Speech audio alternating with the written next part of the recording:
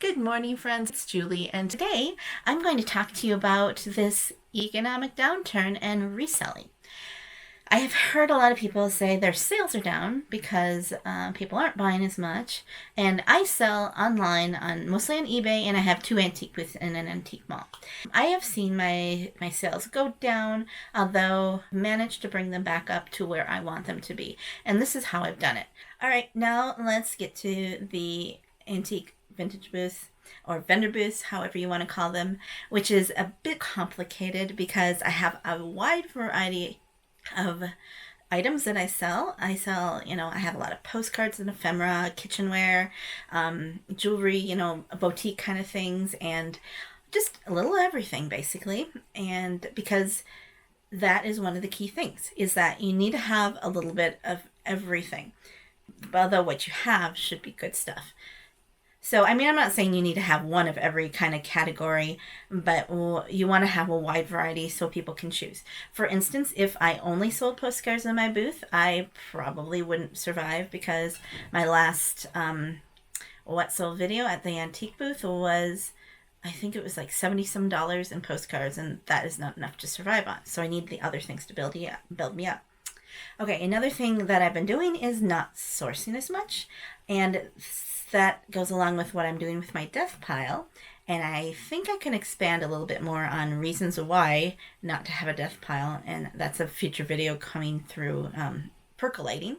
But if you just are really selective in the things that you purchase and get them at the good price, because you really make your profit when you buy it, and don't buy things that are overpriced. And you don't want to just keystone things. You don't want to just double your money. You want to at least triple. And sometimes I like to do 3 to 10 times what I paid for it. I know that sounds like you're ripping people off, but these people, they often don't want to be the ones who are digging around in bins and estate sales in the dark corners of things, doing a clean out of something, or wanting to dust things off and clean things up. They want to go in there and feel like they're shopping and at a mall with beautiful things and unique things, and they want it to be ready to put in their home. So that's what they're shopping for, and that's the experience that they want. They want something fun and nice. And yes, we are all creatures of loving that, getting that little endorphin rush to purchase something. And that's still there despite having less money to spend on it. You're probably putting more money into groceries and gas, and who knows what else. Maybe because you bought a high-priced house, when the market was high, maybe you have more mortgage payment, you're house poor, whatnot. There's lots of scenarios here. But the thing is, people are still buying things. So, for instance, we have a new donut shop in Billings, and my husband went to it, and he texted me and said, I just spent $3.50 on a donut. That was stupid. And he said there were people in there buying dozens of donuts, and it was like really busy. So I'm thinking, people have money to pay $3.50 on a donut, buy a dozen for $30. People are still shopping. They still want that special thing. So the thing is to curate what you have. If you have things that have been hanging on for a while, clearance it out or donate it, get rid of it so you can refresh. That's a whole nother philosophy, another video. Anyways, what you want to do is focus on small things, smaller priced things, and good priced things. So one of the things that has been really good are my grab bags, my mystery grab bags. And I have one of jewelry, and then I do other kinds of items, such as I just made up 3 of them for unisex items. I don't say man. I don't say it's for a man, because some women like the same things men like. So I put those together. It's excess inventory. It's things I've gotten in lots, or things I just don't really feel like pricing individually that I don't think it's going to sell.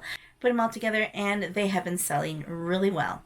People still want to buy something, but they don't have as much to spend. So $5 on something fun, that's a surprise. We all like surprises. Well, maybe not all of us, but a lot of us like surprises. So that's been a really good seller. Another thing that's been good is stickers. because they're $1 each, and that can sell to all ages. And again, we're going to a variety of things. So I have noticed that in my sales reports, I have a lot of things that I sell, and the average price is $5. So that is kind of the magic number. I would think if you have a bunch of things that you can price from 1 to 5, 1 to 10, or whatever, and go with it. Oh, nice, sold something. And another thing to think about when you are choosing your thing, if you have a bunch of shelf sitters, that's probably not going to be the best thing to source right now. People are looking for practical things that are unique, such as a lot of vintage kitchenware, things. I'm not to say that they are not going to buy decor if it's compelling and if it's attractive enough, but you want to have something that's practical. We as a society are going away from a lot of that, and the figurines and, oh yeah, the glassware. That's not a great thing unless it's really unique, a good brand. And another thing is fill those booths up. You are paying by the square foot. If you just have a few things here and there, you're not using your vertical space, get shelves or armoires or Hoosier cabinets to bring your space up. If you can put things on the walls, just keep filling it up. Not that it's looking like a garage sale or a thrift store, but nice vignettes. Group your colors together if you'd like, group your themes together, and make it look special. Like, somebody will be happy to shop in your booth and take a piece of that home with them. Yeah, I did say that you should have lower price items, but always be on the lookout of those unique things that you can buy low and sell high on. Okay, so those are my tips for how to get through the economic downturn. Are you experiencing this too? Or are you finding ways to rise above it like I am? To go and rethink your strategy, your philosophy, adjust to the way people are shopping? Are you having success? Let me know. And also, if you have further tips and ideas, please share them below so we can learn from each other. So thank you so much for watching, and I hope you have a joyful day. Goodbye.